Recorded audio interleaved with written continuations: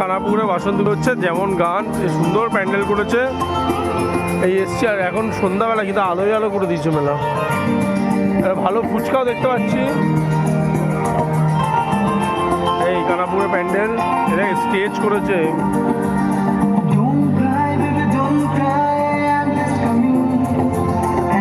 চল এবার ঠাকুরটা দেখি আমরা গুটি গুটি পায়ে।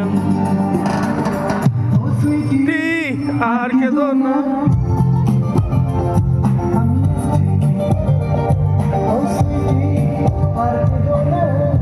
গান গাইছে কিন্তু।